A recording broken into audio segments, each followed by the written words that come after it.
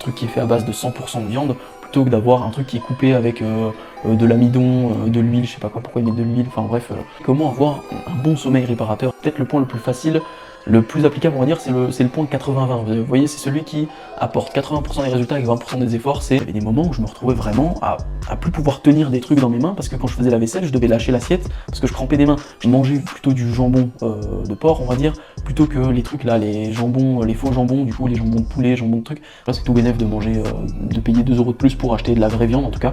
6 jours sur 5 ans je pense que j'ai pas mangé de bœuf dans la journée ou de viande rouge on va dire. Donc plus vous avez une bonne qualité d'œuf, plus vous avez du coup une source de protéines et de lipides qui est de bonne qualité aussi. Donc franchement ça vaut largement les 1 € de plus que vous allez y mettre. Bonjour et bienvenue pour ce 10e épisode du Minotaur Podcast. Alors du coup on est déjà au 10e épisode, ça fait plutôt plaisir, c'est un chiffre rond et tout, donc premier cap de passé on va dire. Donc ça c'est plutôt un truc positif. Et du coup pour ce 10e épisode on se retrouve à nouveau en solo. Donc le dernier épisode c'était en duo avec Lucie que j'avais interviewé par rapport à sa prépa de bodybuilding. Donc c'est un épisode qui vous a beaucoup plu, honnêtement je suis plutôt content, on a réussi à avoir un rendu qui est pas trop mal. Il y a eu juste une petite erreur au niveau des rushs, il y a un moment sur les 1h10 à peu près, on a à peu près il me semble 5 minutes même pas sans rush malheureusement, vidéo en tout cas. Donc voilà, ça y a eu des petites erreurs de cafouillage parce qu'on avait plusieurs caméras etc. Et voilà, faut qu'on prenne l'habitude de se professionnaliser comme ça. En tout cas c'était cool avec ce petit studio etc. Et j'ai eu du coup quelques retours qui étaient plutôt positifs. J'ai eu quand même pas mal de retours on va dire, c'était assez positif les retours que j'ai eu par rapport à cet épisode. Donc c'est un épisode qui m'a pris beaucoup de temps, j'ai mis 3 semaines à le sortir parce que le temps d'avoir les rushs etc. Il y a eu pas mal, comme je vous l'ai dit, de cafouillage et tout. Donc cet épisode là il a mis du temps à sortir. En plus de ça, le raccord des micros entre les différents micros, les différentes caméras, etc. Il était zéro fait, en gros, donc il fallait tout que je reprenne de zéro. Ça a mis du temps sur le montage, beaucoup de coupures aussi, parce qu'on avait des problèmes de caméra pendant le tournage, donc voilà, c'était très compliqué en termes de montage et le fait simplement de recevoir tous les rushs, etc. Enfin bref. Donc ça c'est un peu pour faire le retour sur ce dernier épisode. Donc il a beaucoup plu, je sais qu'il était attendu par 2-3 personnes qui m'avaient demandé justement de faire un épisode un peu plus axé sur les femmes etc. Parce que c'est vrai que je parle souvent de ma propre expérience et du coup je parle souvent on va dire pour les mecs on va dire, et c'est vrai que j'ai une audience qui est très ciblée homme, on va pas se mentir. La plupart de mes coachés, j'ai très peu de coachés en femmes, actuellement j'en ai que 2 en suivi, donc vraiment c'est peu par rapport au reste. Donc c'est vrai que moi j'ai une audience à 90% d'hommes j'ai l'impression, et donc c'est vrai que j'ai souvent tendance à m'adresser, même à dire les gars etc. Donc voilà, donc en tout cas je sais que cet épisode il était plutôt attendu et du coup je trouvais ça plutôt positif d'abord voilà un épisode qui sort un petit peu du commun comme ça. Et donc pour cet épisode 10 aujourd'hui, donc un petit peu comme sur tous les épisodes solo, maintenant je vais refaire un petit retour en arrière sur qu'est-ce qui s'est passé ces dernières semaines, est-ce que de mon côté j'ai des nouvelles choses qui ont évolué, etc. Faire un petit retour là-dessus. Et sinon on parlera du coup d'un sujet qui je l'espère va être assez intéressant, ça va être le sujet de la récupération.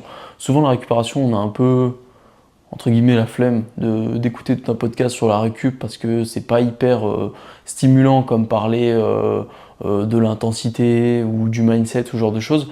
Mais la récupération, on va aborder plusieurs points dessus qui sont grosso modo les 3 points principaux de la récupération qui vont être bien évidemment le sommeil, l'hydratation slash l'alimentation. Et on parlera aussi training bien évidemment. Donc voilà, ça va être un podcast assez court sur les épisodes en solo, façon comme j'avais expliqué sur l'avant-dernier du coup épisode. Je vais essayer de faire des épisodes de moins d'1 heure quand même, parce que les podcasts en solo de plus d'1 heure, ça peut être un peu long et redondant. Du coup voilà, donc je vais essayer de faire un épisode peut-être avec un peu plus de dynamisme aussi, on va essayer. Et en tout cas, on va rester un peu sur le même mood que d'habitude. J'ai encore changé le setup, donc le mec, dès qu'il fait un podcast solo, il change le setup à chaque fois. Là, j'ai décidé de me mettre tout simplement dans mon salon, je suis sur mon canapé. Bon, c'est pas un fond hyper stylé, j'ai pas un canapé hyper stylé non plus, on va pas se mentir. Je changerai un jour, promis, mais voilà, pas pour tout de suite en tout cas.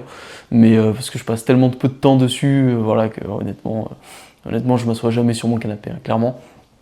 Là, je me suis dit, vas-y, au moins comme ça, j'ai pas la mise en place du setup qui est assez relou d'habitude, où je suis dans une pièce fermée, donc je rajoute des lumières. Là, j'ai simplement une lumière du jour et normalement de ce que j'ai checké c'est pas trop mal, donc voilà, j'espère juste que ça résonnera pas trop, mais du coup voilà, c'était pour avoir pas à mettre en place tout un setup avec des lumières, déplacer tout mon bureau, parce que du coup comme je filme ça dans mon bureau la dernière fois par exemple, j'ai mis 30 minutes à me mettre en place, parce qu'il faut que je déplace tout mon bureau, etc. Enfin, je me suis dit ouais c'est un peu relou.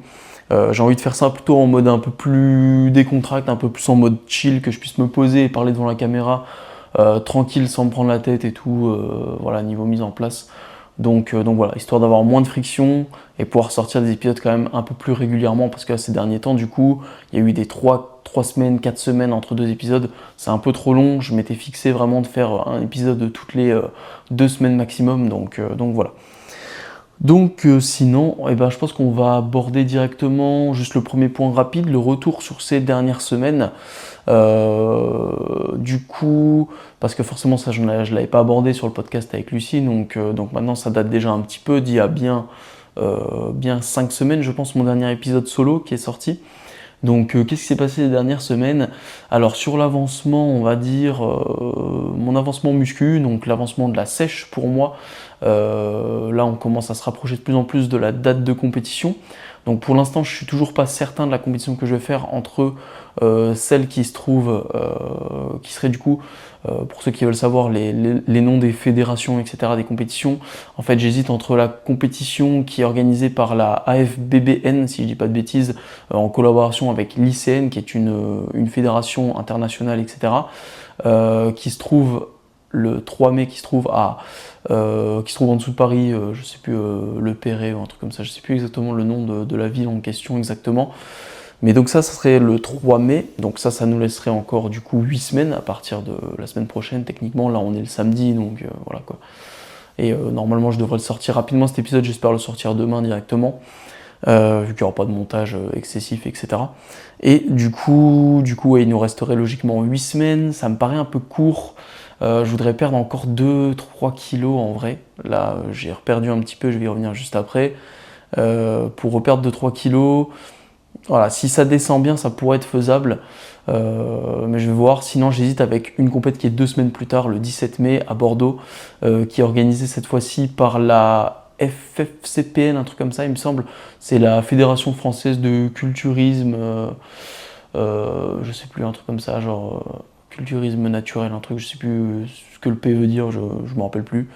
Mais voilà, donc c'est un peu ça fait partie de la FF Force, il me semble. Il faut que je prenne mon adhésion du coup auprès de la FF Force pour faire cette compétition. Donc voilà, soit celle-ci du coup qui serait le 17 mai, donc 2 semaines plus tard à Bordeaux. Donc j'hésite un petit peu entre les deux. Je sais pas encore trop. En fait, je vais attendre de me décider un peu au dernier moment, parce que je vais faire là dans 2 semaines, du coup, le 30 mars. Je vais faire un stage de posing, etc. Donc ça me permettra de me situer un petit peu. Ça sera le stage de posing organisé par la AFBBN du coup. Et ça sera du coup à l'endroit de l'autre compétition, qui sera du coup là c'est à Noisy-le-Grand, enfin du coup c'est vers Paris aussi. C'est à Noisy-le-Grand il me semble, dans une salle qui s'appelle Bodyland, qui a l'air une salle super stylée. Franchement je pense que je vais m'y entraîner, j'essaierai de capter quelques images je pense, parce que la salle a l'air bien équipée. J'ai vu qu'il y avait du Panata, j'ai vu qu'il y avait du... J'ai l'impression que il y avait des chest press, que j'ai l'impression d'être des chest press Atlantis, mais ça m'étonnerait honnêtement. Enfin voilà, des quelques images que j'ai vues de la salle, elle a l'air d'être bien équipée. Ça change du matériel que j'ai moi sur Dijon, la ville où je suis actuellement. Donc je pense que je vais faire un petit training là-bas, ça va être sympa. Mais du coup voilà, pour pas m'éparpiller, voilà, du coup je fais ce stage de posing qui est le 30 mars. Donc là ça me laissera du coup ça me laissera techniquement 5 semaines pour me décider si je fais la compétition du coup du 3 mai, ou 7 semaines pour me décider si je fais la compétition juste après du coup du 17 mai. Donc pour ça je me suis dit au moins je vais me situer, je vais voir aussi où j'en suis, parce que voilà, niveau posing j'ai jamais eu de cours ou quoi que ce soit, à part voilà des conseils de mecs qui s'y connaissent et tout. Je me suis dit bon, ça peut être intéressant, donc c'est pour ça on va checker un petit peu tout ça au niveau de lors de ce stage de posing, puis ça permettra aussi de me comparer directement à d'autres peut-être potentiellement participants, etc., voir où je me situe niveau sèche, parce que du coup pour revenir un petit peu sur ça, là ma sèche elle s'est un peu relancée, parce que là j'avais eu J'ai vu 4-5 semaines où franchement aucune évolution. Enfin en fait, le poids descendait pas, j'avais quand même de l'évolution sur la définition, j'avais l'impression d'être plus défini, etc. Mais c'était quand même assez variable. Et le poids, j'étais tous les jours au même poids, c'était de la folie. J'avais beau avoir des jours où je mangeais plus, des jours où je mangeais moins, j'étais bloqué, vraiment, le même poids au 100 grammes près, c'était... franchement, j'y comprenais plus rien. Je me disais, voilà, c'est pas possible, quoi. Je veux dire, je me sens fatigué, etc. Je devrais perdre du poids. Je perdais vraiment aucun poids. Et du coup, ce que j'avais fait, tout simplement, c'est que j'avais refait un week-end où j'étais parti au ski, etc. Et ce week-end-là, j'en ai profité pour manger un peu plus. J'avais bien sûr traqué mes cales pour pas être en surplus, mais manger plus, genre vraiment, c'est-à-dire que là, j'étais pas en mode macro optimisé, etc. Voilà, j'avais juste mon quota de protéines minimum et tout ce qui était répartition lipides glucides, c'était vraiment à ma guise. Sachant que j'étais à la montagne, je pense que j'ai eu un peu plus de lipides pour le coup, mais voilà, tu vois, genre j'ai un peu relâché au niveau de la diète pendant 2 jours. Ça m'a fait du bien parce que clairement, je suis rentré, j'ai senti que j'avais moins ce côté tête qui tourne H24, froid non-stop, etc. J'ai senti que mon métabolisme il était un peu reparti, ne serait-ce que même hormonalement parlant, voilà, sans parler, entrer dans les détails de tout ce qui est libido et tout, j'ai vraiment senti une différence. Donc je me suis dit, ça y est, je pense, j'ai relancé un peu entre guillemets, mon métabolisme qui s'était peut-être un peu flingué avec la sèche qui était longue, plus la grippe que j'avais eue, etc. Je pense que je m'étais un peu mis des bâtons dans les roues en vrai en étant aussi strict, en ayant eu la grippe et tout. Voilà, le mec a la grippe, il continue la sèche, tu vois. La grippe, il guérit, il continue encore la sèche tout de suite. Enfin, tu sais, sans prendre de jours off, de jours, ne serait-ce que j'aurais dû prendre 3 jours haut, ne serait-ce que pour me remettre bien et tout. Mais bref, du coup, ça m'a un peu freiné. Je pense que c'est vraiment la raison pour laquelle j'ai stagné pendant aussi longtemps. Et bah là, j'ai vraiment bien relancé le truc. Par contre, du coup, j'ai baissé mes cales techniquement.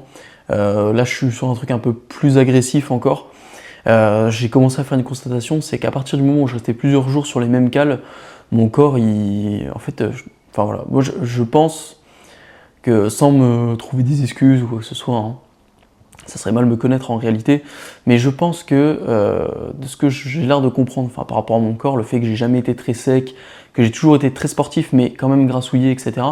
Je pense que j'ai, on va dire, peut-être une morphologie, un métabolisme, c'est difficile à dire, mais en tout cas, j'ai tendance à avoir une difficulté à être sec et à être un peu plus sur un taux de body fat, plutôt autour des 14%, on va dire, pour être de manière bien, alors que certaines personnes, eux, vont être secs et veineux à l'année, etc. Là, on pourrait presque dire que je suis en dessous, je pense, des 10% de body fat actuellement, je pense, où on doit y être à peu près. Et clairement, c'est que maintenant que je commence à avoir des veines sur les pecs, alors qu'il y a des mecs, ils sont à 15% de body fat, ils ont des veines sur les pecs, ils sont tout le temps... Voilà, je pense qu'il y a des gens qui ont peut-être une peau plus ou moins épaisse, je sais pas trop, c'est difficile à exprimer, c'est difficile à dire, mais c'est vrai que je remarque que voilà, mon corps, il a vraiment du mal à sécher. C'est vrai que j'ai toujours eu des grosses difficultés, même en ayant eu parfois des phases par le passé où je suis descendu à des 1600 cales par jour et tout, où vraiment j'avais des énormes déficits pendant 10 jours d'affilée, non-stop, sans cheat, sans rien, et avoir des difficultés à perdre du poids comme ça. Je pense que ouais, j'ai un corps qui s'habitue très vite aux calories journalières. Et du coup, là, j'ai décidé en fait de vraiment varier tous les jours mes calories. C'est-à-dire qu'il n'y a pas 2 jours d'affilée où je vais manger le même nombre de calories. Et du coup, là, en gros, ce que je fais, c'est qu'à chaque fois, je fais 3 ou 4 jours off, jours bas, je veux dire, jours bas en calories, en fonction de comment je me sens, si je rajoute le 4e ou pas. En général, le 4e, c'est parce que, par exemple, du coup, sur mon jour off training, qui est, comme je m'entraîne en 6/7, j'ai qu'un seul jour off. Et du coup, bah, en général, sur ce jour-là, je me dis bah, autant que je reste en jour bas, en fait, que voilà, qui compte pas vraiment, ou quoi, parce que j'ai l'impression que c'est trop facile, quoi. Je culpabilise presque, en fait, de refeed sur mon jour off, par exemple, parce que je me dis, bon, j'en ai pas besoin, je m'entraîne pas, etc. Donc voilà, même si je garde ma constante de dépenses journalières, etc. Donc là, ce que j'ai décidé de faire, en fait, tout simplement, c'est de vraiment tout le temps, du coup, que ce soit sur mes 3 ou 4 jours off, jours bas, je veux dire, pardon, c'est à chaque fois d'envoyer, du coup, des cales différentes, mais des cales très basses. Et comme je me suis dit que de toute façon, il fallait que je rebaisse mes cales de manière générale, je me suis dit plutôt que d'avoir, par exemple, donc là, j'étais à 2005 et 3000, 3002, enfin, on va dire 3100 pour couper la poire en deux sur les jours hauts, donc sur le seul jour haut que j'ai à chaque fois.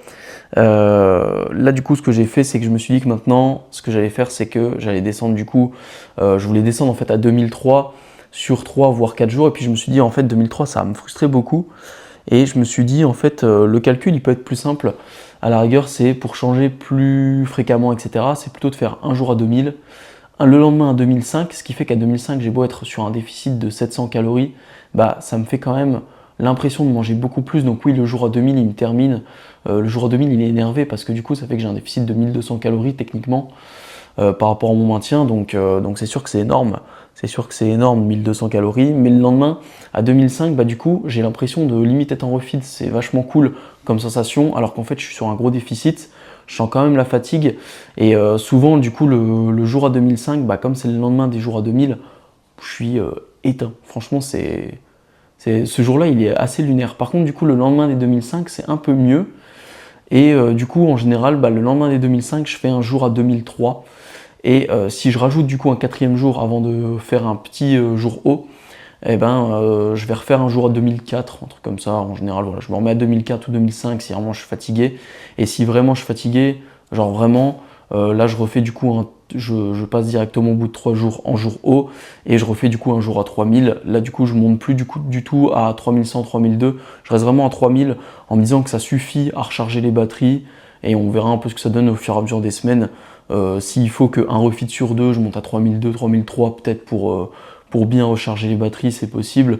Mais voilà, pour l'instant, on va dire que j'écoute un peu plus mon corps sur ce côté-là. Et du coup là aujourd'hui, je vous tourne ce podcast, je suis en jour à 2000 du coup, exactement, donc jour à 2000. Donc c'est jour assez frustrant, on va dire, niveau bouffe, niveau alimentation, c'est sûr. Parce que du coup, ça fait des petites quantités, il faut faire attention, voilà.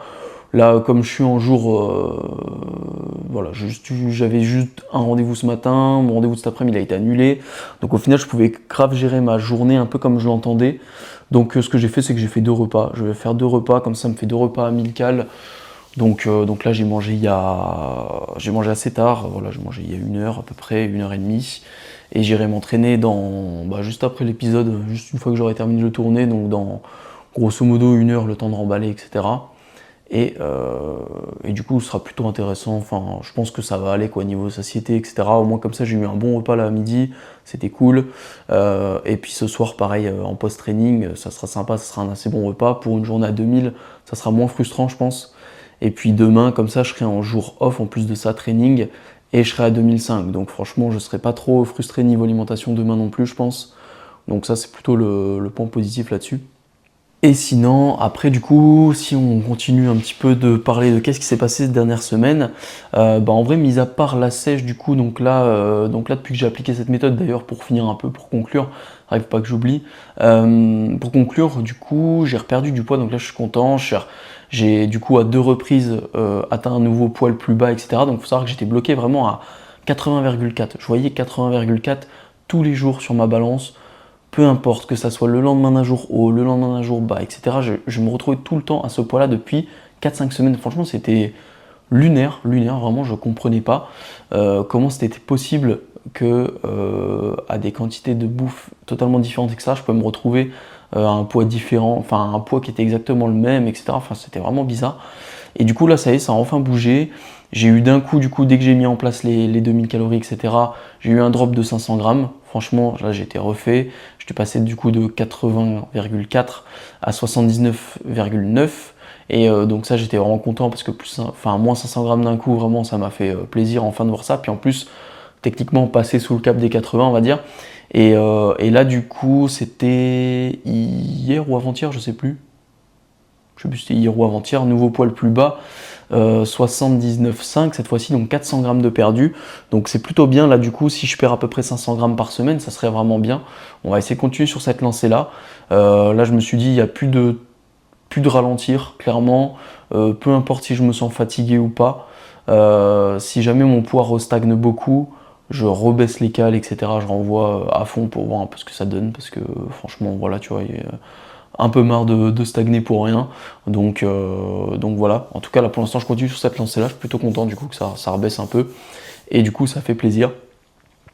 Et du coup objectif de poids comme je l'ai dit à peu près, j'aimerais bien 77, sachant que 77 c'est quand même PDC plus 6, Donc c'est quand même, je suis quand même lourd, tu vois. Enfin, en vrai, c'est pour des compètes de body natty, être PDC plus 6 sur scène, c'est quand même assez rare déjà. Donc on va voir. Après, bon, c'est sûr que je serai pas le plus sec sur scène, franchement, j'en ai la certitude. Mais je compte sur le fait bah voilà, je pense que après, de toute façon, ma première compétition, honnêtement, je la fais pas dans l'optique enfin, c'est difficile à dire, pas dans l'optique de gagner, parce que forcément, tu as envie de faire un bon résultat. Mais voilà, je la fais dans un optique de découverte surtout. C'est une première compète, mais je sais que j'ai quand même une bonne masse musculaire en termes de volume. Malgré la sèche, etc., je reste assez volumineux par rapport à mon rapport poids-taille, etc. Donc je sais que ça reste un atout. Voilà, la bonne génétique jambes qui m'aide bien, la bonne génétique dos aussi, on va pas se mentir, ça va bien m'aider quand même. Donc on verra ce que ça donne.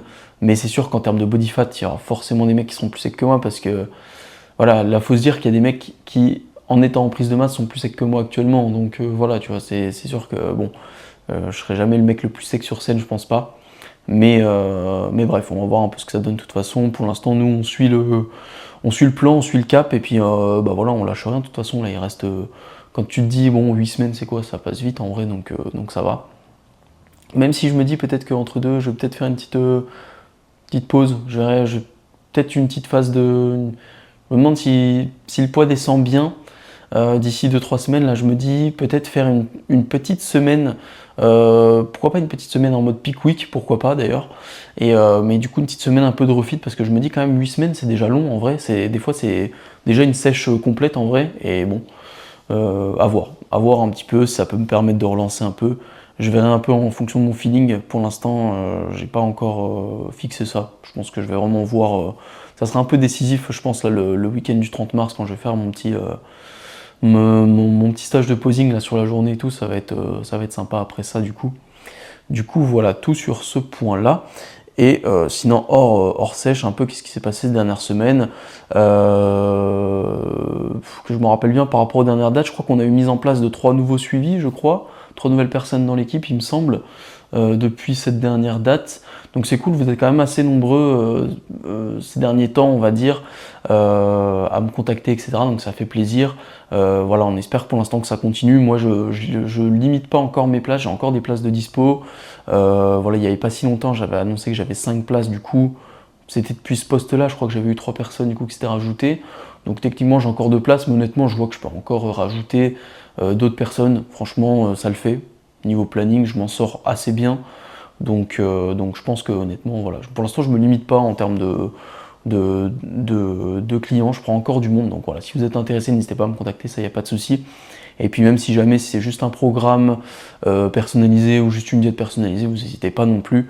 Ça, voilà, ça, il n'y a pas de limite. Voilà, c'est qu'une question de limite de temps à la rigueur, hein, si jamais j'ai une semaine chargée, vu qu'il n'y a pas le côté suivi, etc. Donc voilà, si vous êtes intéressé, n'hésitez pas à me contacter sur ça. Et sinon, quelles autres actus on a? Non, je crois que ça va être à peu près tout, honnêtement, pas de gros changements. Voilà, j'avais eu un petit week-end au ski tranquille, et puis après c'est à peu près tout, hein. On va pas rentrer dans les détails, je vais pas raconter toute ma vie non plus, hein, mais voilà, pour l'instant ça se passe bien. Donc on continue le taf et on lâche rien.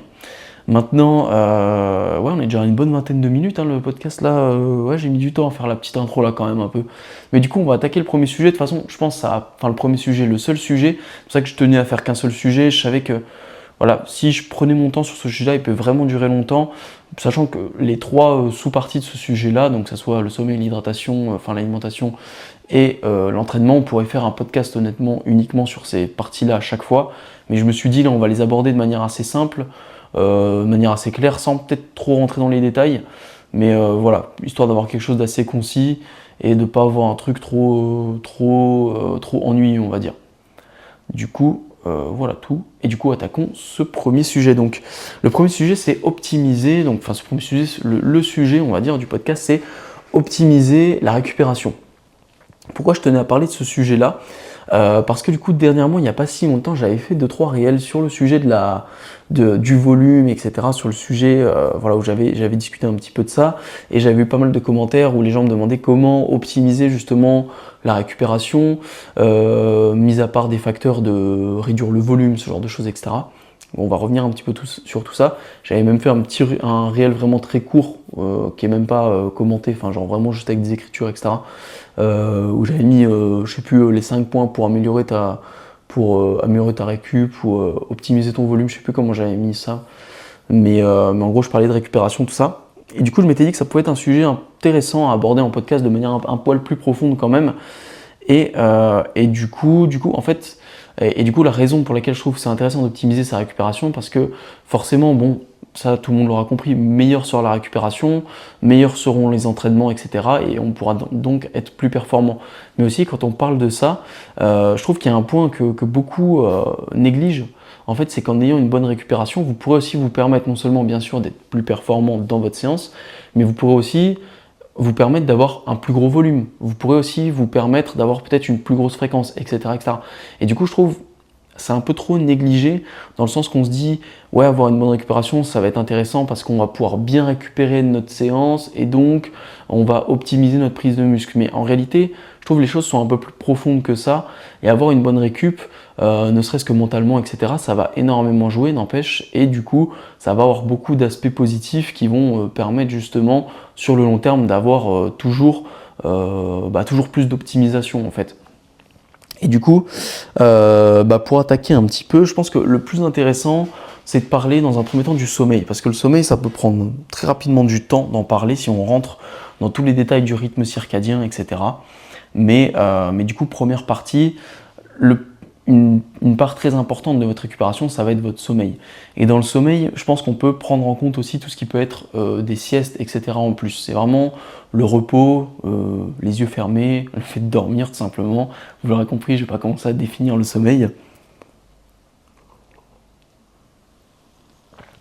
Et du coup, comment optimiser, j'ai envie de dire, son sommeil, comment avoir un bon sommeil réparateur, etc.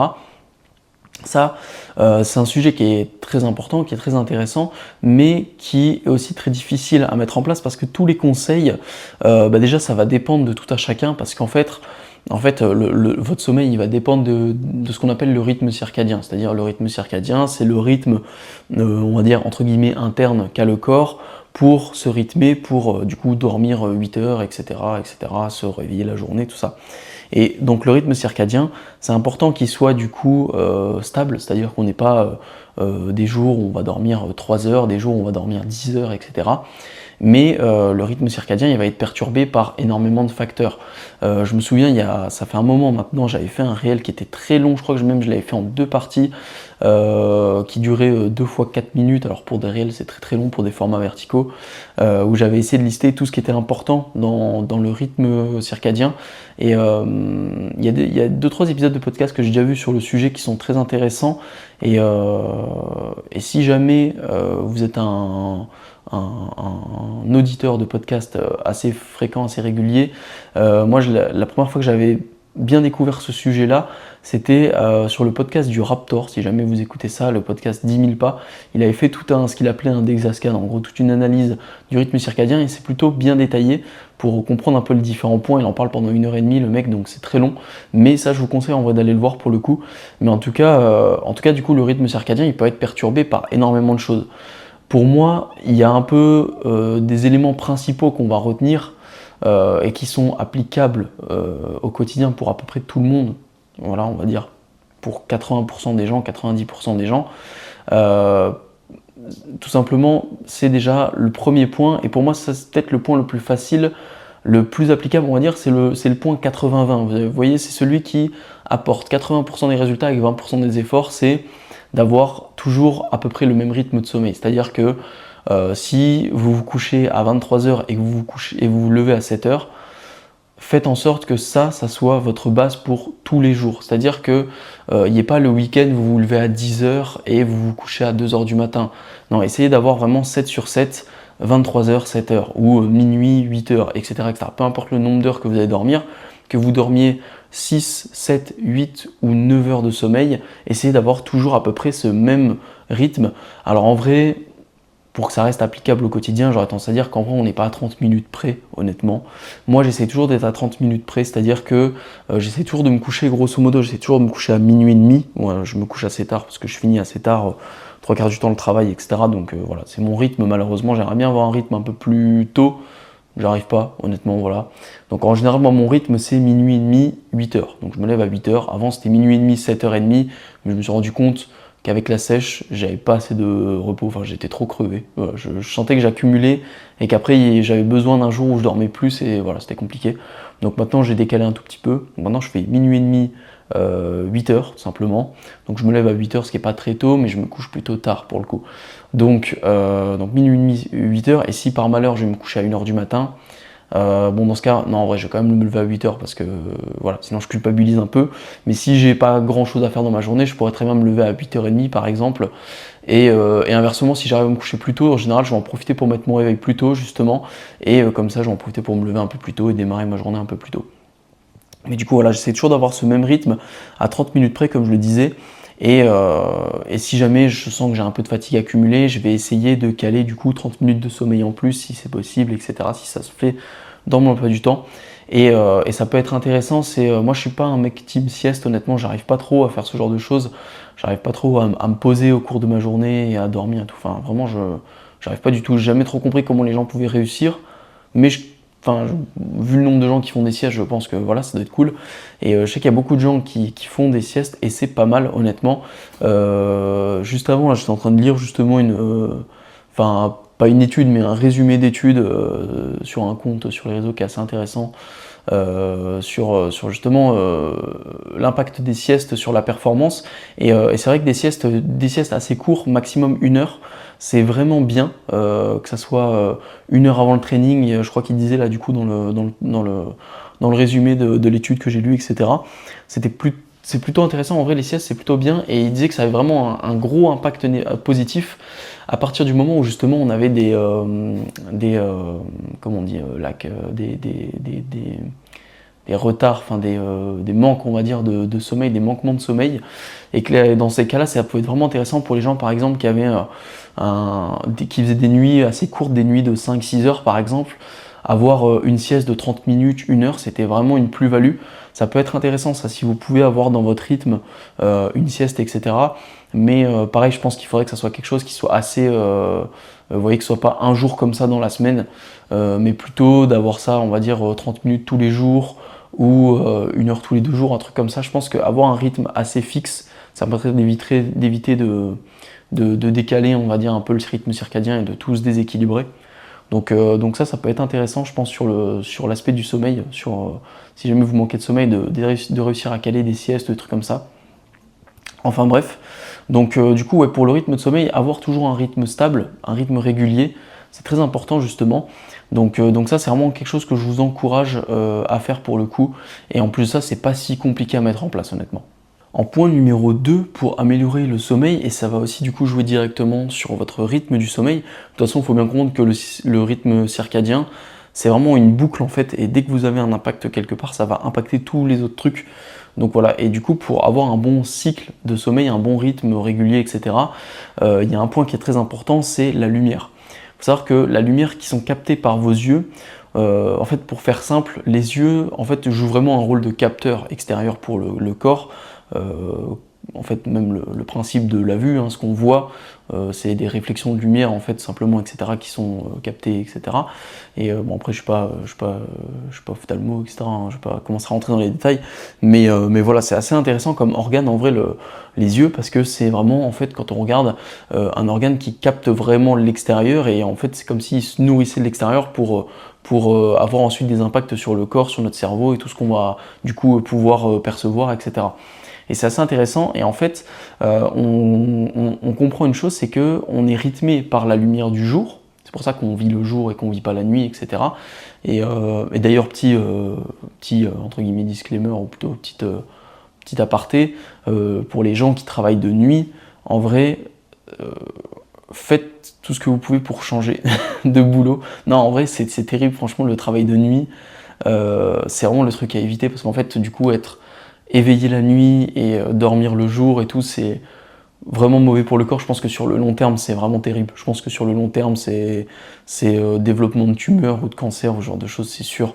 Honnêtement, vraiment, moi je pense que pour rien au monde, faut vraiment être payé très cher pour me faire travailler de nuit tout le temps, honnêtement, pendant une longue période. Voilà, bref, on va pas s'étaler plus longtemps là-dessus. Mais en tout cas, du coup, voilà, donc le corps humain, il est fait justement pour vivre le jour, etc. Et donc, c'est pour ça qu'on dort la nuit, tout simplement. Et donc, en fait, ce qui rythme tout ça, c'est la captation de la lumière par nos yeux. Et donc c'est capter les UV, etc., vraiment la lumière du soleil, pas les lumières forcément artificielles, on va dire, même si, du coup, on va revenir dessus, tout ce qui est lumière bleue, les lumières de téléphone, d'écran d'appareil, de l'écran d'ordinateur, etc., sont du coup des lumières bleues qui, du coup, entre guillemets, imitent beaucoup, ont les mêmes effets sur le corps que du coup la lumière du soleil quasiment, en tout cas en termes de réception par l'œil, et du coup ça dérègle beaucoup. Et du coup là où je voulais revenir, c'est que c'est très important du coup quand on se réveille le matin, de tout de suite, voilà, pas rester dans le noir, de pas rester les volets fermés ou je sais pas quoi, mais tout de suite d'aller même si possible, bon l'hiver personne n'a envie de le faire, mais moi je le fais pas, hein, d'aller sortir dehors, regarder la lumière du jour, etc. Vraiment pas à travers la fenêtre, mais vraiment dehors, etc. Ça c'est très très bien, mais bon c'est vrai que là l'hiver quand il pleut et qu'il fait moche et tout, on n'a pas trop envie de se mettre dehors, prendre la pluie comme ça à 7h du matin dès le réveil, hein, clairement pas. Mais en tout cas c'est quand même important d'être tout de suite dans la lumière du jour, parce que forcément ça va vous éveiller. Et du coup c'est plutôt important de ne pas l'être avant d'aller dormir, du coup, pour avoir un bon sommeil. Si on a été du coup projeté sous des lumières bleues à fond, luminosité à fond sur le téléphone et tout, qu'on est en train de regarder je sais pas quoi, et du coup qu'on est un peu comme ça capté, les yeux grands ouverts dessus, et ensuite on va se mettre dans le lit, forcément des gens vont avoir du mal à s'endormir, et même le sommeil, même si on arrive à s'endormir rapidement, et le sommeil va être de moins bonne qualité, etc. Donc c'est important d'éviter, on va dire, les lumières bleues, un maximum, on va dire. Et du coup, moi, vous dire, ok, 1 heure avant d'aller dormir, plus d'écran, franchement, moi-même, je le fais pas, franchement, c'est impossible. Enfin, moi, clairement, je vis seul, je vais pas parler à mon mur, pendant 1 heure, quoi. Enfin, après, je peux lire un livre, mais bon, voilà, quoi, 1 heure, c'est quand même long, on va pas se mentir. Donc non, clairement, je trouve que c'est pas trop applicable, je trouve que c'est pas vraiment faisable. Par contre, vous pouvez mettre des modes comme le mode Night Shift sur votre ordinateur, votre téléphone, etc. Night Shift, c'est pour les trucs Apple, mais j'imagine que pour les Android et tout, il y a la même chose. Moi, tout simplement, à partir du moment où le soleil se couche, j'ai mon écran d'ordi et de téléphone qui se mettent en filtre lumière bleue, donc les écrans sont jaunâtres un petit peu, et ça fait bizarre au début, mais en vrai on s'habitue très vite. Au bout de 10 minutes, vous avez complètement oublié que vous avez votre écran un peu plus jaune que d'habitude, et du coup après, est-ce que c'est placebo, enfin nocebo du coup, non placebo, positif, est-ce que c'est placebo? Je sais pas, mais en tout cas j'ai vraiment l'impression que oui, c'est quand même mieux que quand on a vraiment l'écran en mode normal et tout, et on a le truc qui pète dans les yeux là quand on est dans le noir. Franchement, je pense que ça joue quand même beaucoup, donc ça coûte rien, et vraiment ça permet de rester sur le téléphone un peu plus longtemps, on va dire, donc moi je trouve que c'est quelque chose qui est plus applicable, et là pour le coup tout le monde peut l'appliquer, je veux dire, personne n'a besoin que l'écran soit à fond luminosité, lumière bleue, avant d'aller dormir. Après du coup, dans le même esprit, c'est aussi éviter tous les éléments un peu stressants. Du coup, c'est un peu le troisième point pour améliorer votre sommeil. Éviter les éléments un peu stressants avant de dormir. Donc si vous avez, je sais pas moi, des tâches quotidiennes qui peuvent vous stresser, si vous regardez, je sais pas moi, par exemple, si on prend l'exemple des jeux vidéo, ça peut être un bon exemple. Si vous jouez aux jeux vidéo et que vous jouez à un jeu hyper... qui demande énormément de réflexes, qui demande vraiment à être grave éveillé, etc., à être à fond dessus, et que juste après vous allez essayer d'aller dormir, forcément vous n'allez pas réussir à vous endormir tout de suite. Déjà il y a l'aspect du coup des écrans en plus de ça, mais il y a surtout cet aspect qu'en fait on est vraiment en mode limite, on est en mode système sympathique activé, donc le système quand on va produire des efforts, quand on va être en mode stress, en mode adrénaline, et du coup ça c'est vraiment le système qui empêche de s'endormir, qui empêche de faire descendre la tension, etc. Donc forcément ça vous allez très mal dormir si 20 minutes si 10 minutes avant d'aller dormir, vous êtes en pleine game, etc., en plein rush ou ce genre de truc. Et pareil, je sais pas si vous êtes, je sais pas moi, vous êtes en mode engueulade, ou vous êtes en mode prise de tête à faire des calculs de ouf parce que vous êtes en train de travailler ou je sais pas quoi. Essayez vraiment avant de dormir d'être sur un mood un peu plus tranquille, un peu plus calme, un peu plus chill, et du coup voilà, plutôt que de jouer à un jeu vidéo speed, préférez regarder une série, un film tranquille, etc. Enfin bref, plutôt des activités un peu plus chill, on va dire. C'est pour ça que la meilleure des choses, selon moi, bien sûr, c'est de lire un livre avant de dormir, parce que du coup, c'est une activité calme, il n'y a pas de lumière d'écran. En plus de ça, c'est bizarre à dire, mais le mood de tourner des pages, etc., il est vraiment apaisant en réalité. Il y a beaucoup de gens qui le disent. Je pense que je suis pas le seul à le trouver, cette sensation-là. Et c'est vrai que moi, perso, si je suis fatigué, 5 pages, je m'endors même carrément, j'arrive même pas à lire 5 pages, quoi. Genre, au bout de 2 pages, boum, je tombe sur le livre carrément. Donc ça, c'est vraiment bien. Pour avoir un bon sommeil, je trouve que c'est un truc qui aide bien. Et puis après, vous aurez aussi quand même un dernier point sur lequel on peut appuyer facilement pour avoir un bon rythme de sommeil et un sommeil de qualité. C'est le point de la caféine. Franchement, ayez pas de surdosage de caféine. Ça peut aller très vite. Moi, justement, là, en période de sèche, bon, déjà de base, j'aime bien le café. Et voilà, j'ai tendance à avoir du mal à pas être trop haut en caféine. Je limite beaucoup ma consommation de caféine. Et là, on sèche vraiment parce que le café a un effet un peu coupe-faim, un effet. Oui, là, je prends un café, ça me permet entre guillemets, d'avoir comme si je grignotais quelque chose, on va dire, par rapport à de l'eau. Et du coup, j'aime beaucoup. Mais c'est vrai que par contre, du coup, ma consommation en caféine, elle a vite tendance à être élevée. Et du coup, je sais que je vais faire attention. Je vais essayer de ne pas avoir de café. Donc moi, comme je me couche assez tard, maximum, on va dire 18, grand maximum 18h30, 19h, si vraiment c'est avant d'aller m'entraîner, que je m'entraîne tard. Mais j'essaie de pas prendre de café après 18h. Et du coup, après ces horaires-là, du coup, c'est tout le temps du déca. Et du coup, en ce moment-là, avec la sèche, du coup, je consomme beaucoup de décaféiné, alors que de base, j'en consommais pas forcément. Mais là, ça m'aide en fait, parce que j'ai tout le temps envie de prendre un café, etc. En plus de ça, il fait froid, ça fait du bien d'avoir un café bien chaud et tout. Mais du coup, limitez votre consommation de caféine, faites gaffe si vous prenez du pré-workout, plus des boissons énergisantes, trucs comme ça, franchement, je vois beaucoup là, de mecs à la salle qui consomment du coup tout ce qui est Monster, machin et tout. Moi je suis pas trop un fan de ça, je préfère le café en fait. Donc c'est pour ça que je consomme pas ce genre de choses, parce que si je dois limiter mon apport en caféine, en vrai je préfère le café, donc je préfère boire du café en fait tout simplement, et pas prendre de Monster ou trucs comme ça. Et pareil, moi du coup mon pré-workout, je prends toujours du steam free, comme ça au moins je peux consommer autant de café que je veux, on va dire. Donc je me limite vraiment en ce moment on sait, je me limite à maximum 5 cafés non décaféinés, on va dire. Donc ça fait, grosso modo, ça fait 5 fois 70 mg de caféine, donc ça fait 350. Donc je prends large, je me dis que je dépasse pas les 400 mg de caféine par jour, comme ça. Et après, je passe sur du déca sur le reste, si jamais j'ai envie de café en plus.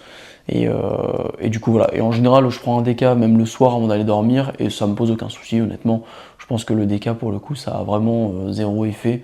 Parce que je me demande toujours si c'est vraiment 100% décaféiné ou s'il reste pas une petite dose de café dans du déca, parce que c'est un système de filtration, il me semble, etc. Enfin bon, bref, on va pas s'étaler sur le sujet, mais on va pas commencer à digresser sur la fabrication d'un décaféiné, mais voilà. Et du coup, voilà, je me demandais toujours, mais en vrai, non, je prends des fois des gros doubles, voire triples déca, et en vrai, ça fait rien du tout. Donc voilà, essayez de limiter votre consommation de caféine dans la journée. Essayez de limiter grosso modo, ne dépassez pas, il me semble que les recommandations, il me semble que c'est à peu près du coup 100 mg par 20 kg de poids de corps, comme ça, je sais plus. Ouais, en gros, si vous faites 80 kg comme moi, essayez de ne pas dépasser les 400 mg par jour. Si vous faites 60 kg, essayez de ne pas dépasser les 300 mg par jour pour votre sommeil. Et pareil, essayez de ne pas consommer de café. Il me semble qu'il ne faut pas consommer 5-6 heures avant d'aller dormir, un truc comme ça. Je sais plus exactement la durée de vie de la caféine dans le corps, mais voilà. Mais bon, après, ça va dépendre des gens aussi, puis de votre gabarit quand même. Mais voilà, essayez d'éviter, on va dire, de faire attention à ça, et ça jouera beaucoup sur la qualité de votre sommeil. Donc voilà, je vais essayer d'être rapide, du coup on va essayer de conclure un peu sur la partie sommeil. Donc en vrai, essayez en fait d'avoir une bonne qualité de sommeil, et ça fera que du coup vous aurez une meilleure récupération, et sur le long terme, ce sera vraiment un game changer pour mieux récupérer de vos séances. Et forcément, ça je vais pas vous faire tout un dessin, mais logiquement, mieux vous dormez, mieux vous récupérez, et meilleure sera votre récupération, meilleure sera ensuite vos performances, vos gains musculaires, etc., etc. Du coup, on va passer ensuite au deuxième point, qui est l'alimentation / l'hydratation. Je vais un peu rassembler le tout, parce que tout simplement, vous allez voir, hein, si vous faites une sèche, vous allez sentir que votre récupération elle va être moins bonne parce que vous aurez tout simplement moins d'énergie. Quand on a moins d'énergie, le corps du coup va pouvoir moins avoir de nutriments pour se régénérer, tout simplement, on va dire, pour expliquer les choses dans des grandes lignes. Et du coup, forcément, on va se retrouver avec une moins bonne récupération. Donc ça, c'est pour ça que je pense que j'ai eu besoin de rajouter 30 minutes au moins de sommeil par jour, que je sentais que j'avais une moins bonne récupération. Je pense que c'est tout simplement aussi le fait que d'être en déficit calorique, avec un déficit qui commence à bien se creuser, tout simplement plus de fatigue accumulée et voilà, la récupération qui se fait moins facilement. Et du coup, c'est important en vrai d'avoir une bonne alimentation parce que sans parler de tout ce qui va être aussi des carences, etc., si vous êtes plus bas en calories, vous allez aussi du coup avoir moins de micronutriments et donc forcément votre récupération sera moins effective en fait, tout simplement. Donc vous allez manquer potentiellement de plein de petites choses et du coup niveau alimentation, ce qui va jouer sur votre récupération, ça va être en fonction, moi je vous invite à tester quand même, que ce soit votre répartition de protéines, ça, moi je serai toujours dans la team d'avoir un taux de protéines assez élevé. Je considérais toujours que c'est mieux d'avoir trop de protéines que pas assez. Et quand on voit aujourd'hui la qualité de notre alimentation, le fait que, voilà, que je pense que les aliments d'aujourd'hui ont une valeur nutritive qui est moins, on va dire moins efficiente, peut-être de moins bonne qualité que les aliments qu'on avait peut-être il y a 20 ans, par exemple, que ce soit sur la viande, que ce soit sur les céréales, etc. Je pense qu'avec tout ce qui est que ce soit les OGM ou les trucs comme ça, honnêtement, les pesticides ou je ne sais quoi, la pollution des sols, ça je pense que voilà, on mange quand même moins bien malheureusement qu'il y a 20 ans par exemple. Et du coup, moi, tout ce qui est protéines, entre guillemets, ma politique sur les protéines, c'est d'être toujours dans le haut du panier quand on va faire une estimation. Comme ça, au moins, on est sûr d'avoir suffisamment, sachant que les protéines restent une source d'énergie aussi. Je veux dire, on pourrait avoir full énergie en étant que sur une alimentation à base de 100% protéines. Enfin voilà, donc le corps l'assimile très bien. Donc voilà, en plus ça joue encore plus sur la satiété, donc moi je trouve que c'est très bien les protéines. Donc pour votre récup, ayez des protéines de bonne qualité. Moi c'est vraiment le point principal sur l'alimentation pour moi qui joue énormément. Je pense que la récupération musculaire elle va beaucoup passer par la qualité de vos protéines. Et quand je vois des gens qui ont comme source de protéines principale beaucoup d'aliments transformés, que ça soit vous voyez les blancs de poulet en barquette, etc. Franchement, si vous mangez du porc, du coup, si vous n'êtes pas, voilà, pour des raisons X ou Y, vous pouvez consommer du porc, mangez plutôt du jambon de porc, on va dire, plutôt que les trucs là, les jambons, les faux jambons, du coup, les jambons de poulet, jambons de trucs. Parce qu'en général, vous regardez la composition, c'est pas 100% filet de poulet, alors que du jambon de porc, ça va toujours être du coup 100% jambon, sauf si vous achetez, je sais pas, une marque un peu bizarre, mais normalement, voilà, vous pouvez même en acheter chez le boucher, etc. Et c'est vachement intéressant parce que du coup, voilà, ça sera beaucoup plus intéressant, nutritivement parlant, d'avoir un truc qui est fait à base de 100% de viande plutôt que d'avoir un truc qui est coupé avec de l'amidon, de l'huile, je sais pas quoi, pourquoi ils mettent de l'huile, enfin bref, voilà, on sent que c'est les déchets de ce qui reste dans la production de filets de poulet ou dans je ne sais quoi, et ça se trouve, vous avez des bouts de carcasse qui sont mis sous forme de tranches là, dans des machines, moi je suis pas trop fan. Donc évitez d'avoir des sources de protéines de mauvaise qualité comme ça. Et ça va aussi sur tout ce qui va être les produits laitiers. Essayez d'avoir dans vos produits laitiers, si possible, dans tout ce qui va être fromage, plutôt des fromages les crus plutôt que les pasteurisés. Vous aurez plus d'apport en micronutriments. Bon, ça c'est si vous digérez bien le lait, hein, bien sûr. Si vous avez une intolérance au lactose, enfin, ou vous avez un peu de mal, parce que des gens ils ont plus ou moins d'intolérance, on va dire. Si vous avez un peu de mal avec le lactose, dans ce cas-là, faites attention, prenez plutôt du pasteurisé, en général vous digérez mieux. Mais voilà, en tout cas moi je conseille tout ce qui est lait cru de base. Voilà, les sources de protéines, et des sources de protéines de bonne qualité, les plus brutes possibles. Achetez pas la viande hachée à 15-20% de matière grasse, etc. Prenez en compte que du bœuf, n'importe quelle pièce de bœuf, elle fait entre 4 voire même 3% de masse grasse, jusqu'à 7% pour les morceaux les plus gras. Vous voyez, si vous prenez des trucs un peu style, je crois que c'est genre la Basco, tous les trucs comme ça, je sais plus, qui sont des morceaux un peu plus gras, vous avez 7%, 8% maximum, il me semble. Donc en fait, quand vous achetez du bœuf, des steaks hachés, 15-20% de matière grasse, prenez en compte que c'est du gras ajouté mécaniquement par les industriels pour couper la viande, etc. Donc pour que ça revienne moins cher. Donc n'achetez jamais ça. Voilà, enfin pour moi, vraiment c'est le truc à éviter. Enfin, si tu dois manger de la viande, mange de la bonne viande, tu vois. Enfin, au pire, ça va te coûter 1 € de plus, mais 1 ou 2 € de plus, mais au final, sur l'apport en protéines que tu auras, bah, du coup, ça revient au même. Donc, vu que tu auras besoin d'en manger moins pour avoir le même apport en protéines, et en plus, ça, tu auras moins de mauvais gras, on va dire, du coup, techniquement. Donc voilà, c'est tout bénef de manger, de payer 2 € de plus pour acheter de la vraie viande, en tout cas. Donc vraiment, consommer toujours de la viande de qualité. D'ailleurs, je vois encore beaucoup de gens qui me parlent qui pensent que la viande rouge, faut pas en consommer tous les jours. Moi, je vous le dis, la viande rouge, pour moi, c'est le bœuf, typiquement. C'est la meilleure source de protéines au monde. L'acide aminé, l'aminogramme, je veux dire, qui est un des plus complets, très riche en fer, etc. Franchement, pour avoir une surconsommation de fer, faut y aller. Et vraiment, moi, j'en vois du bœuf. Je crois que c'est l'aliment que je ne skippe jamais de tous les jours depuis plus de 5 ans. Je pense qu'il y a, sur 5 ans de diète, je pense qu'il doit y avoir au total peut-être 6 jours où j'ai pas 6 jours sur 5 ans, je pense que où j'ai pas mangé de bœuf dans la journée ou de viande rouge, on va dire. Parce que viande rouge, ça peut être aussi par exemple du gibier, du canard, ce genre de choses. Mais ouais, je mange de la viande rouge vraiment tous les jours, sans exception. Ça m'arrive jamais de pas en manger. Et franchement, c'est très très bien. Je veux dire, moi, j'ai aucun souci là-dessus. J'ai aucun souci de santé, clairement pas. Et je pense que justement, moi, je pense que c'est un game changer. Je pense que c'est de la très bonne qualité. Et du coup, moi, je conseille de ouf. Et qu'est-ce que je voulais dire? Et du coup, après, pareil, sur tout ce qui va être du coup viande blanche, n'hésitez pas à varier un petit peu. Je sais que les viandes blanches, on tourne souvent entre poulet et dinde. Mais n'hésitez pas, si vous mangez du porc par exemple, à manger viande de porc. Vous pouvez aussi prendre de l'agneau, pourquoi pas. Le veau, c'est un très bon. Après, le veau, c'est quand même assez cher. Honnêtement, moi, je mange très rarement du veau parce que c'est super cher. Honnêtement, je trouve le veau super cher. C'est bon, mais sans plus, en plus de ça. Donc voilà, quitte à mettre des sous dans de la viande, je préfère mettre dans la viande rouge, du coup, dans du bon bœuf. Mais c'est vrai que le veau, c'est un très très bon aliment, c'est peut-être la meilleure viande blanche pour le coup. Mais encore une fois, ce qui prouve bien la supériorité de la viande bovine, clairement, que ce soit du coup en viande blanche avec le veau ou la viande rouge avec le bœuf, c'est incroyable.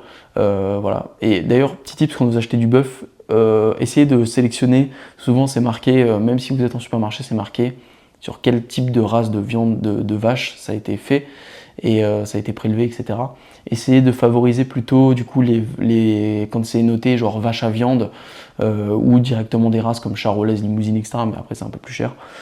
Plutôt que quand c'est marqué vache laitière, parce que vache laitière vous aurez une viande qui sera moins bonne, qui sera du coup potentiellement de moins bonne qualité aussi, parce que bon voilà c'est... Bon, après franchement c'est pas grand chose, c'est du détail, mais voilà, c'est surtout gustatif, vous aurez une viande bien meilleure avec de la race à viande forcément. Mais voilà, bon ça c'est juste du petit détail. Du coup, voilà tout. Et sinon, après, pour tout ce qui est glucides-lipides, la répartition glucides-lipides, moi, je suis quelqu'un qui privilégie beaucoup les glucides plutôt aux lipides, on va dire, pour bien récupérer, avoir une bonne énergie. Mais sur le point de vue hormonal, si vous sentez que hormonalement, vous n'êtes pas au top, alors que vous n'êtes pas forcément en plus de ça en déficit, peut-être que vous devriez augmenter un petit peu vos lipides et peut-être sélectionner des bonnes sources de lipides surtout.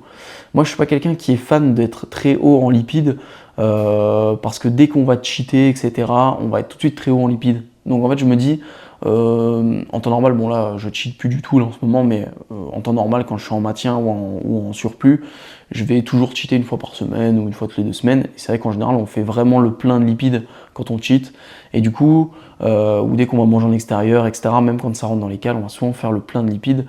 Et du coup, moi, je suis plutôt fan d'être pas forcément très haut en lipides de manière générale, mais par contre, que mes sources de lipides soient de bonne qualité. C'est-à-dire que on va essayer d'avoir toujours des sources de lipides qui viennent de trucs qui sont non transformés, etc. etc. Et après, honnêtement, la balance oméga 3, oméga 6, moi avant je faisais attention à ça sur mes débuts. Aujourd'hui je le fais plus trop. Je trouve qu'en fait, je trouve qu'au final ça change rien. Honnêtement, il y a eu pas mal de... ça a été pas mal en débat ces derniers temps. Je crois que ça avait été débunké au final qu'on n'avait pas forcément besoin de nous-mêmes de faire très attention à ça tant qu'on avait des bonnes sources de lipides, parce qu'en fait le corps régule un petit peu tout seul aussi.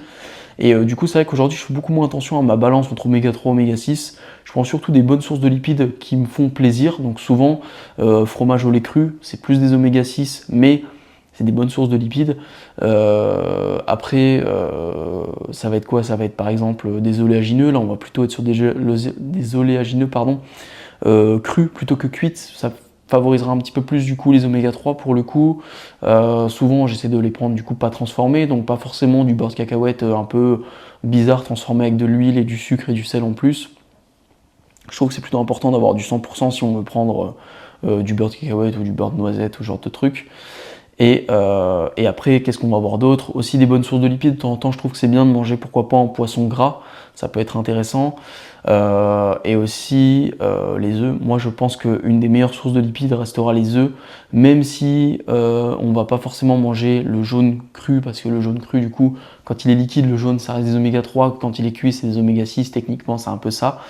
Mais voilà, si c'est plus pratique de manger des œufs durs parce que voilà, tu dois les emmener, etc., mange des œufs durs. En vrai, moi je pense que rien que le fait de manger des œufs de bonne qualité, c'est important. Et pour revenir un peu sur les œufs, choisissez des œufs de bonne qualité. Enfin, c'est un peu le même principe que pour la viande, j'ai envie de dire. C'est que quitte à mettre 3-4 euros dans une boîte d'œufs, mettez 1 euro de plus pour avoir des œufs bio ou au moins élevés en plein air, plutôt que des œufs de poule élevés au sol, etc., en battu. Ok, du coup, malheureusement, il y a une petite coupure là parce que la caméra m'a lâché là un petit moment.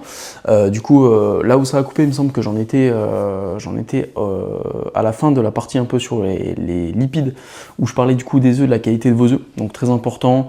Grosso modo, en gros, pour la faire simple, pour rappeler au cas où par rapport à ce qui a coupé. Donc plus vous avez une bonne qualité d'œuf, plus vous avez du coup une source de protéines et de lipides qui est de bonne qualité aussi. Donc franchement, ça vaut largement les 1 euro de plus que vous allez y mettre. Et pareil d'ailleurs, si du coup vous consommez une fois par semaine du poisson gras, ce genre de choses, franchement, lésignez pas sur la qualité, on va dire, parce que forcément, sinon vous n'allez pas vous y retrouver. En fait, c'est un peu comme, voilà, faut toujours faire un peu les choses au maximum. Moi, ma manière de fonctionner, c'est toujours soit on fait les choses bien et à fond, soit on les fait pas. Et c'est un peu ça au final quand on achète des aliments. Et du coup, après, pour revenir un peu sur tout ce qui était du coup glucides, eh ben, c'est un peu le même principe. Essayer de privilégier plutôt des aliments complets plutôt que transformés, essayer de privilégier du coup des sources de glucides de bonne qualité, etc. Si vous cherchez par exemple tout ce qui va être type farine, essayez de privilégier du coup des farines le plus brutes possible. Donc vous pouvez très bien consommer la farine de blé, il n'y a pas de souci. Mais essayez de préférer plutôt de la farine de blé complète, ça sera toujours mieux. Encore mieux si elle est bio, j'ai envie de dire, parce que du coup elle sera encore plus intouchée, on va dire. Donc ça sera encore mieux, ça sera toujours moins transformé. Dans le même esprit, vous allez avoir du coup tout ce qui va être les céréales de manière générale, hein, donc tout ce qui va être riz, boulgour, etc. Enfin peu importe. Essayez de manière générale à choisir plutôt tout ce qui va être complet, semi-complet, etc. Néanmoins, par exemple, le riz complet, par exemple, c'est très relou par rapport à du riz blanc, parce que sachant que le riz blanc, si on le cuit pas à fond en mode risotto, ça va, l'indice glycémique il est pas hyper élevé, machin et tout. Après, le riz, c'est peut-être la céréale où il y a le moins besoin de prendre du complet. Et sachant que le riz complet, malheureusement, il est hyper long à cuire par rapport à du riz classique. Donc bon, forcément c'est un peu différent, mais de manière générale, voilà, choisissez plutôt quand même des aliments de bonne qualité sur les glucides aussi. Tout ce qui est fruits et légumes, on est sur le même principe. Voilà, là juste avant que ça coupe, j'avais parlé pendant un petit moment de tout ce qui était bio, pourquoi prendre du bio ou pas. Honnêtement, le bio c'est beaucoup plus cher. Et je sais en vrai que aujourd'hui, avec la pollution des sols, etc., prendre un aliment bio ou pas, ça va pas changer grand chose en réalité, donc ça vaut pas forcément le coup de prendre beaucoup plus cher. Personnellement, je vais plutôt essayer de prendre du bio, on va dire, quand c'est pas 3 fois le prix de la base, du truc de base, quand ça va être des aliments qu'on n'épluche pas, vous voyez, type de la salade, comme je vais la manger comme ça, on va dire, bah forcément, je vais juste la passer sous l'eau. Voilà, si ça a été bombardé de pesticides au pulvérisateur, là, machin, tu les vois passer, là, je sais pas si vous avez déjà vu des images comme ça, mais c'est terrifiant. Bon, tu te dis, vas-y, j'ai peut-être pas trop envie de manger cette salade, tu vois. Mais voilà, quoi. Franchement, la salade Monsanto, bof, bof. Donc c'est pour ça. Mais pour tout ce qui est, je veux dire, trucs qu'on épluche ou qui poussent dans le sol, de toute façon, dans tous les cas, ça va pas changer grand-chose, que vous preniez bio ou pas. Mais si c'est possible, prenez toujours le maximum de la qualité que vous pouvez, ça restera toujours du bénéfice selon moi. Et aussi, j'avais fait un petit point, je voulais faire un petit point, c'était sur les fibres. Faites attention à votre consommation en fibres. C'est-à-dire qu'il faut faire attention dans 2 points. Quand vous êtes en surplus calorique et que vous mangez beaucoup, faites attention de ne pas manger trop de fibres parce qu'à un certain moment, vous allez vous retrouver à aller aux toilettes toutes les 2 minutes. Ça va être hyper chiant, c'est le cas de le dire. Franchement, c'est assez handicapant, même arrivé à un certain stade. Moi, pour avoir déjà été sur du 5000 calories, je peux vous dire que il y avait beaucoup d'aliments que je prenais en complet, genre des pâtes, etc., que je passais en pâte blanche, voilà, et tout ça, parce que c'était plus possible. Trop de fibres, en fait, dans l'alimentation, c'était compliqué. Et inversement, quand vous êtes en déficit calorique, comme vous avez du coup moins de quantité, moins de nutriments, essayez du coup là, pour le coup, de manger des trucs qui sont les plus fibres possibles. Donc privilégiez vraiment dans ce cas-là des aliments complets. Donc voilà, là par exemple, moi si je mange du riz, en ce moment, je vais privilégier du riz complet plutôt, alors que c'est un peu plus relou, mais parce que le riz complet, du coup, il aura un meilleur indice de satiété, un indice glycémique un peu moins élevé, et surtout, il sera plus riche en fibres. À savoir que là, par exemple, j'ai du riz noir, qui est comme du riz, on va dire, très complet, on va dire. Et le riz noir, il a, je sais plus, 3 fois plus de fibres que le riz blanc. Donc franchement, ça vaut le coup. Donc c'est quand même intéressant. Et après, du coup, j'avais fait un petit point assez rapide sur l'hydratation. Je voulais pas prendre trop de temps sur l'hydratation parce que là, on est déjà à plus d'1 heure en vrai d'épisode. Du coup, avec la coupure, là, je sais pas parce que du coup, j'ai perdu une vingtaine de minutes, mais bref. On est à peu près déjà à 1 heure grosso modo. Et du coup, là où je voulais en revenir dessus, sur l'hydratation, c'est que beaucoup de gens ne boivent pas assez. Vraiment, pour moi, le minimum, peu importe votre gabarit, le grand minimum, là je parle vraiment pour les mêmes petits gabarits du coup, c'est 2 litres d'eau. C'est-à-dire que même si vous faites 50 kg et que vous êtes une femme, si vous êtes sportive, c'est 2 litres d'eau. Vraiment 2 litres, c'est le grand minimum, vraiment grand minimum. Et après, moi j'aurais tendance à conseiller, grosso modo, un demi-litre d'eau par 10 kg de poids de corps. C'est-à-dire que si tu fais 80 kg, bois 4 litres d'eau par jour si tu fais du sport. Les jours où tu fais pas de sport, tu peux baisser ta consommation. 2 litres 5, 3 litres peuvent suffire les jours où tu transpires pas, tu vois. Mais encore plus du coup en été, etc. Vraiment consommer un maximum d'eau, c'est important pour votre récupération. Parce qu'il faut se dire que l'eau, il faut le voir un peu comme le conducteur des nutriments que vous mangez. Du coup, à partir du moment où vous buvez pas assez d'eau, vous n'allez pas apporter, en vrai, vraiment dans les grandes lignes, c'est pas vraiment ça, mais on peut le voir comme ça. L'eau, c'est un peu le transporteur de tous vos nutriments dans votre corps, etc. Moi, je le vois un peu comme ça. J'aime bien un peu cette image. Et du coup, si vous buvez pas assez d'eau, tout simplement, vous mettez à la poubelle la moitié de... en vrai, c'est pas le cas. Je veux dire, vous avez quand même bien assimilé ce que vous mangez. Mais ça sera quand même mieux d'avoir une bonne hydratation pour votre récupération et pour l'assimilation de vos minéraux, de vos micronutriments, etc. Donc vraiment, n'hésitez pas à consommer beaucoup d'eau. Franchement, avant d'être là et d'être en surhydratation, clairement, il y a un fossé, clairement. Et vraiment, vous pouvez vous permettre d'envoyer beaucoup d'eau, honnêtement. Et moi, je sais que voilà, je suis à 80 kg, donc il faut déjà que je consomme 4 litres d'eau. Ensuite, moi, je transpire en général 2 fois par jour, avec les cours collectifs, les trucs comme ça. Et donc, ça m'a fait monter vite à du 5-6 litres. Et en fait, je me suis rendu compte que l'été, quand il fait chaud, je vais être à 6 à 8 litres. Et voilà, l'hiver, etc., voilà, je suis plutôt autour des 6 litres, on va dire. Et franchement, j'ai aucune difficulté à boire 6 litres d'eau par jour, hein, vraiment pas. Et j'ai même souvent soif. Enfin, là, actuellement, quand je parle, j'ai soif. Alors que j'ai déjà bu... Là, je me suis pas encore entraîné aujourd'hui. Et j'ai fait qu'un seul repas en plus de ça. Et je suis déjà à 3 litres, logiquement. Ouais. Je vais reboire 1 litre en m'entraînant. Je reboirai 1 litre en mangeant. Et du coup, je vais sûrement boire 1 litre avec un café, etc. Puis le soir, quoi, on va dire, avant d'aller se coucher. Donc je serai sûrement à 5-6 litres facile. C'est sûr que c'est un jour où je transpire qu'une seule fois, du coup, aujourd'hui. Et que c'était une journée assez chill, on va dire, au niveau physique, etc. Donc ouais, ça va quand même assez vite, honnêtement. Et je trouve pas ça du tout compliqué. 1 litre par-ci, 1 litre par-là, ça va très vite, surtout sur une journée. Donc voilà. Bon, là, on est en période de ramadan. Pour ceux qui font le ramadan, c'est plus compliqué, honnêtement. Voilà, là, on va pas se mentir. Quand on a une fenêtre de 4 heures pour manger, boire 4 litres d'eau, c'est compliqué. Mais 2 litres, c'est vraiment le grand minimum. Et avec l'hydratation, je voulais parler du coup de la balance sodium-potassium, parce que je me suis renseigné pas mal sur ça, et j'ai décidé de me complémenter en potassium dernièrement. Et le potassium, en vrai, c'est intéressant. Enfin, la balance sodium-potassium est très intéressante. La plupart des gens qui sont sportifs et qui mangent bien vont souvent plutôt avoir un déséquilibre en mode ils mangent pas assez de sodium, du coup. Si vous salez pas vos plats, etc., que vous êtes sportif et que vous ne mangez pas d'aliments transformés, vous êtes sûrement trop bas en sodium. Si comme moi, vous salez beaucoup vos plats et que vous mangez quand même assez salé, même si vous mangez très peu transformé, potentiellement vous n'êtes pas forcément trop bas en sodium, pardon. Mais par contre, ça se peut que vous soyez trop bas en potassium du coup, parce que votre balance sodium-potassium, elle doit être équilibrée de manière à avoir grosso modo, on est censé avoir 2 fois plus de potassium que de sodium.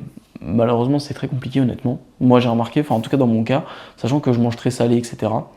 Et du coup, j'avais décidé d'essayer parce qu'en fait, les symptômes d'un déséquilibre en sodium-potassium, ils sont quasiment les mêmes si vous avez trop de sodium ou pas assez de sodium, on va dire. Si votre balance est déséquilibrée côté sodium ou côté pas assez de sodium, donc côté potassium, on va dire, même si en soi on n'a jamais trop de potassium du coup techniquement, et ben du coup vous allez avoir à peu près les mêmes symptômes.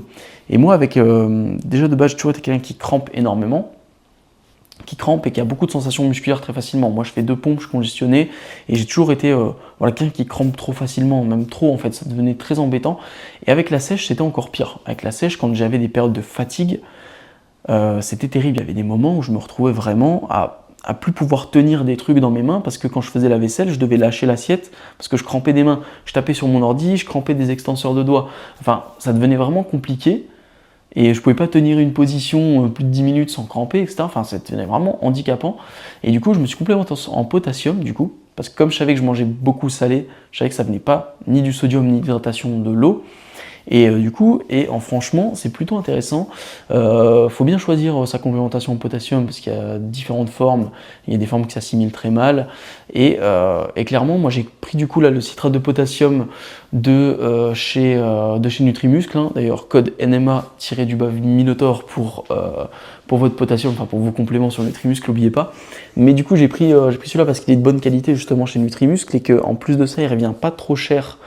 Parce que ça a vite fait de vous coûter 20 balles si vous achetez en parapharmacie, enfin c'est abusé, 20 balles pour 2 jours, quoi. Enfin pas 2 jours, mais pour 10 jours de complément, c'est abusé.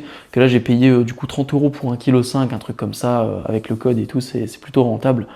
Et 1,5 kg, je peux vous dire que ça fait du temps, hein. 1,5 kg, je pense que je les ai pour 4-5 mois là je crois, hein, logiquement un truc comme ça. Hein. Donc voilà, 30 balles ça vaut vraiment le coup. Alors qu'au début j'avais testé en parapharmacie, j'ai payé 20 € et ça m'a fait 2 semaines, donc voilà. Donc bref. Et du coup, ouais, franchement, j'ai senti une grosse différence sur ça, sur le côté. Beaucoup moins de crampes facilement. Je crampe toujours, parce que j'ai toujours été quelqu'un qui crampe, mais beaucoup moins facilement. C'est-à-dire que là, j'ai plus ces grosses périodes de crampes, etc. Et franchement, ça, moi, personnellement, c'est quand même quelque chose qui quasiment change ma vie au quotidien. Et je pense que pour la récupération, ça a vraiment un gros impact pour le coup. Et du coup, nouvelle coupure, la caméra là, cette fois-ci, il n'avait plus de batterie. Mais du coup, là, après, on avait un petit peu terminé de toute façon sur tout ce qui était hydratation, balance sodium-potassium. Je vous disais que du coup, ouais, le potassium, franchement, moi, j'avais eu quand même des bons effets avec. Pour autant, du coup, il nous restait du coup encore la partie training à traiter, mais je vois qu'on est déjà à plus d'1 heure. En vrai, je pense que ce que je vais faire, c'est que je vais garder la partie training. On parlera peut-être de l'optimisation du volume et de la fréquence à la rigueur. Je pense. En plus, j'avais eu une question là qui m'avait été posée sur qu'est-ce que je pensais du low volume high intensity. Je pense qu'à la rigueur, ce que je ferais, c'est que je ferais peut-être un autre épisode solo où je détaillerai un peu plus là-dessus parce que je pense qu'on en a encore pour longtemps, honnêtement. Je pense que je pourrais passer 30 minutes facile juste à parler de l'optimisation du coup de la fréquence et du volume par rapport à la récupération sur le training. Donc, juste la partie training va prendre du temps. Quand je vois là le temps où on en est déjà, je pense que le mieux c'est que j'écourte maintenant. Ouais, honnêtement. Donc en vrai, j'espère que cet épisode il vous aura quand même plu. Enfin, ça me dérange un peu de pas finir totalement, mais je pense que c'est mieux parce qu'après ça va prendre trop de temps honnêtement. Et je réserve peut-être la partie training pour ouais, un prochain épisode. Au moins ça nous fera un sujet assez intéressant, je pense, à traiter et on pourra bien détailler dessus. Donc pourquoi pas. Mais du coup, pour conclure en vrai sur cette partie, donc là on a parlé du coup de l'optimisation pour du coup la récupération, pour optimiser sa récupération, que ce soit par l'alimentation, l'hydratation ou le sommeil. Et donc en fait le point à retenir là-dessus, c'est d'être à la fois régulier, donc de ne pas avoir de haut bas tout le temps, etc. Que ce soit sur nos rythmes de sommeil, sur notre qualité d'alimentation, nos apports caloriques, etc. Et à la fois d'essayer d'avoir quelque chose de qualitatif, c'est-à-dire qualité d'alimentation, très important. Vaut mieux mettre 1 ou 2 € de plus plutôt que de faire ric-rac, etc. Vaut mieux manger moins mais mieux, plutôt qu'à l'inverse, manger beaucoup avec moins bien, etc. Enfin bref. Et sur le sommeil, en fait, c'est un peu la même chose. Il faut essayer d'avoir un sommeil qualitatif. Vaut mieux dormir 7 heures qualitatives plutôt que 9 heures où on est tout le temps réveillé à droite à gauche, etc. On a du mal à dormir, on a un sommeil qui est mal rythmé, etc. Donc en vrai, c'est un peu ça au final, j'ai envie de dire, c'est que c'est régularité, rythme stable et qualité qui vont faire en fait que vous aurez une bonne récupération, pour conclure un petit peu. Donc voilà, j'espère que là je me précipite pas trop pour terminer ce podcast. J'espère que ça donnera pas un peu l'impression que je précipite la fin de l'épisode. Mais ouais, j'avais volonté qu'il dure moins d'1 heure et on est déjà à plus d'1 heure là du coup. Et puis bah, mine de rien, il commence aussi à être tard là quand j'enregistre. Je crois que la luminosité elle a dû baisser un petit peu. Il va falloir que j'installe des spots bientôt là. Donc ouais, je vais m'obliger de terminer assez vite. Du coup, bah voilà, j'espère que cet épisode vous aura plu. Comme d'habitude, n'oubliez pas d'aller me follow sur Insta, sur TikTok aussi, sur la chaîne YouTube et sur le Spotify, tant qu'à faire du coup, pour avoir un petit peu de tout. Bon, le Spotify et YouTube, c'est la même chose pour l'instant.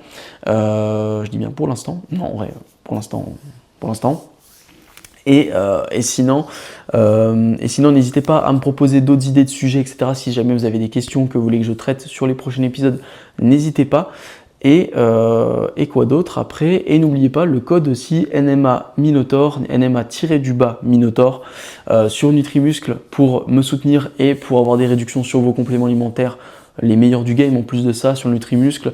Et aussi, avant de terminer, bien sûr, si tu es intéressé par une diète personnalisée, un suivi, un programme personnalisé, etc., n'hésite pas à me contacter directement en DM ou en cliquant sur le lien qui est dans la description. Tu auras un lien Linktree, du coup, où tu pourras sélectionner le lien demande de coaching et tu auras un petit questionnaire à remplir, etc. Donc ça, comme ça, tu rentres en contact avec moi directement ou en DM sur mes réseaux, il n'y a pas de souci.